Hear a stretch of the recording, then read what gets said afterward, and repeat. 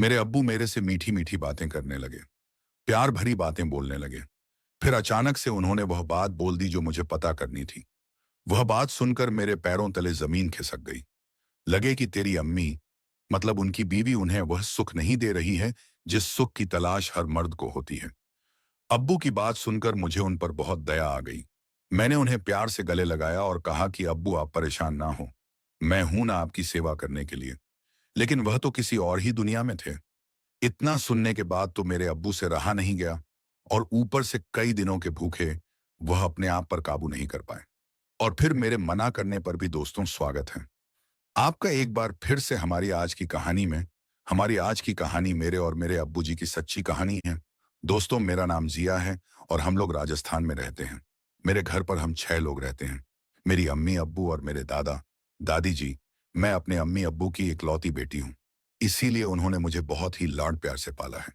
अभी मेरी उम्र 18 साल है, और जब मैं 17 साल की थी तब मेरे अब्बू ने मेरे साथ, मेरे अब्बू दिखने में बहुत अच्छे हैं।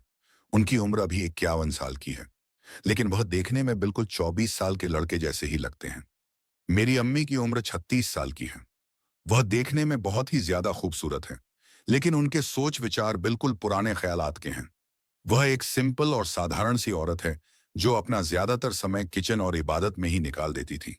वह दादा दादी दादी यानी अपनी सास ससुर की बहुत सेवा करती थी, और अब्बू को जरा भी टाइम नहीं दे पाती थी। आपको बता दूं कि मेरे अब्बू का खुद का बिजनेस था। हम लोग बहुत अमीर तो नहीं थे, लेकिन खुदा का दिया हुआ सब कुछ था। हमारे घर में सारी सुख सुविधाएं मौजूद थीं, और किसी भी चीज की हमें कोई भी कमी नहीं थी। खैर, यह बात तब की है जब मैं 11वीं में पढ़ाई कर रही थी, और उस वक्त मेरी उम्र 14 साल थी। लेकिन मैं देखने में बिल्कुल 22 साल की लगती थी, क्योंकि मेरा शरीर भरा हुआ था और मेरे गाल फूले फूले से थे। मैं बहुत ही ज्यादा गोरी और दिखने में बहुत ही सुंदर थी। हर कोई मुझे अपनी दोस्त बनाना चाहता था, लेकिन मैं किसी से बात नहीं करती थी। एक रात की बात है, जब हम सब लोग खाना खाकर अपने अपने कमरे में सोने के लिए गए। मैं भी अपने कमरे में सोने चली गई थी, लेकिन मुझे नींद नहीं आ रही थी, तो मैं अपने बिस्तर पर सोने की कोशिश कर रही थी। अचानक से मुझे ऐसा लगा कि मेरी अम्मी अब्बू के कमरे से कुछ आवाज आ रही है। शायद वे लोग आपस में वह वाली लड़ाई कर रहे थे। मेरा कमरा भी अम्मी अब्बू के कमरे से ही जुड़ा हुआ था, इसीलिए मुझे आवाज आ रही थी। मैं पहली बार अपनी अम्मी अब्बू को इस तरीके से लड़ते हुए सुन रही थी, इसलिए मेरा मन में अजीब सी हलचल होने लगी कि आखिर वे लोग इतनी रात में क्यों लड़ाई कर रहे हैं। इस बात को जानने की मेरी उत्सुकता बढ़ने लगी।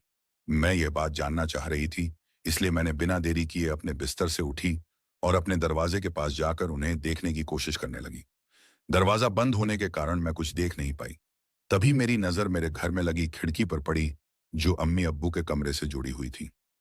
मेरी अम्मी अब्बू कभी उसे नहीं खोलते थे, लेकिन वह खिड़की बहुत पुरानी थी। इसकी वजह से उसमें दरार पड़ गए थे, जिससे हम बाहर का नजारा झांक कर देख सकते थे। फिर क्या था, मैंने अपने कमरे की लाइट ऑफ कर दी और खिड़की के पास जाकर उसमें से झांक कर देखने लगी। अंदर का नजारा देखकर तो मेरा होश ही उड़ गया। मेरे अब्बू जान मेरी अम्मी को कुछ करने के लिए बोल रहे थे, लेकिन वह बार बार मना कर रही थी।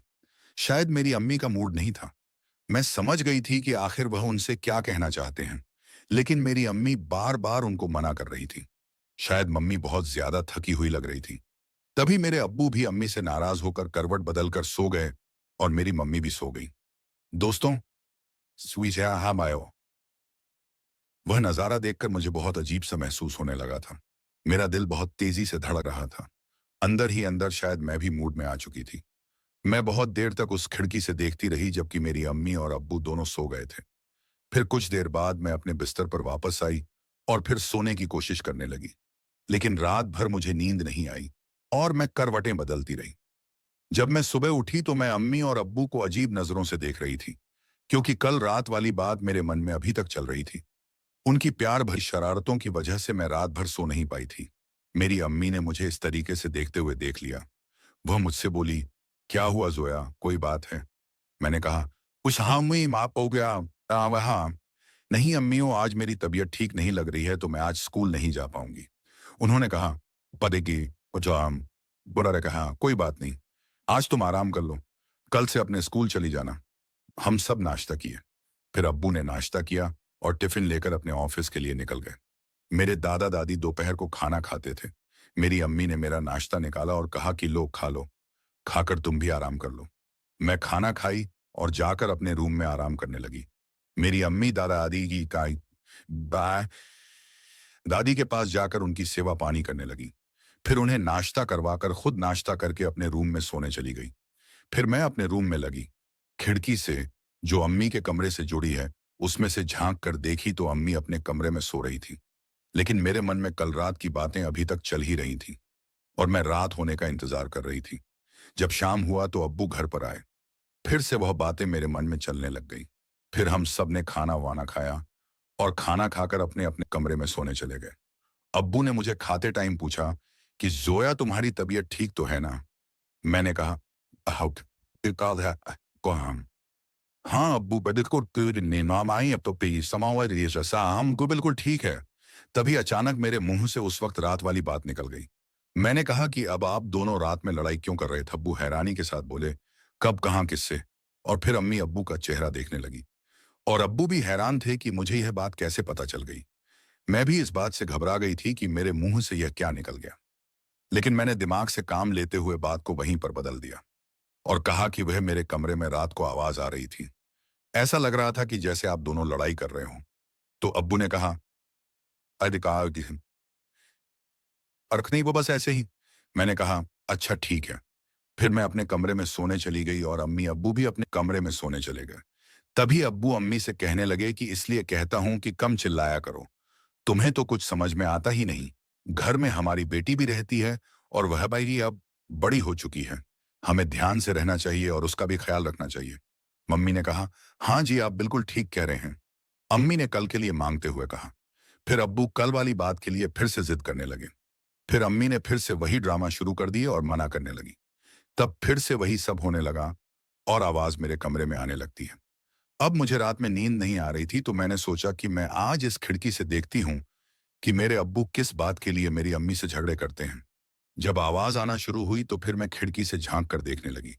तब पता चला कि फिर से आज अब्बू वही करने के लिए जिद कर रहे हैं और मेरी अम्मी ने उन्हें मना कर दिया है। लेकिन आज अब्बू बहुत गुस्से में लग रहे थे। अगले सुबह पापा ने मुझसे कहा, चलो आज मैं तुम्हें स्कूल छोड़ देता हूँ। वो जब मुझे स्कूल छोड़ने आए तो वह मुझे अजीब तरीके से देख रहे थे। मुझे समझ नहीं आ रहा था कि वह मुझे ऐसे क्यों देख रहे हैं। मैंने अब्बू से पूछ लिया कि क्या बात है? अब्बू, आज आप मुझे इस तरह से क्यों देख रहे हैं? कुछ कहना चाहते हैं क्या? अब्बू ने कहा, नहीं कुछ नहीं, बस ऐसे ही मैं थोड़ा परेशान हूँ। मैंने कहा, बताइए ना अब्बू, क्या बात है? आप किस बात को लेकर इतने परेशान हैं? तो अब्बू ने कहा, चलो पहले मैं तुम्हें अच्छी वाली मिठाइयाँ खिला देता हूँ। उन्होंने मुझे मीठे वाली दुकान पर ले गए और वहां मुझे अच्छी अच्छी मिठाइयाँ खिलाईं और मैं खाई। फिर उसके बाद उन्होंने कहा, चलो अब मैं तुम्हें एक ड्रेस भी खरीद देता हूँ। मैं समझ नहीं पा रही थी कि अब्बू ऐसा क्यों बोल रहे हैं। लेकिन फिर मुझे जब इस सच्चाई का पता चला तो मेरे होश ही उड़ गए। लेकिन मैं बहुत खुश थी क्योंकि अब्बू ने मुझे नए कपड़े दिलाई थी, मिठाई भी खिलाई। मैंने कहा, पापा बताइए, आप कुछ परेशान थे? पापा ने कहा, हाँ जोया, वो मैं बिजनेस करता हूँ तो उसमें मुझे किसी की जरूरत पड़ती है। मैं तुम्हारी अम्मी से हर रात को कहता हूँ कि मेरा इस चीज में साथ दो, लेकिन वह बिल्कुल भी मेरा साथ नहीं देती है और दिन रात तुम्हारे दादा दादी की सेवा में ही निकाल देती है। मेरे लिए तो उसके पास टाइम ही नहीं है। अब तुम ही बताओ मैं क्या करूं? वैसे भी मेरे बिजनेस में घाटा हो रहा है। तभी मैं बोली, अब्बू बताइए, अगर मैं आपकी कोई मदद कर सकूं। तो उन्होंने कहा, जोया, इसीलिए तो बता रहा हूं, मेरे अब्बू जिस चीज का बिजनेस करते थे तो उसमें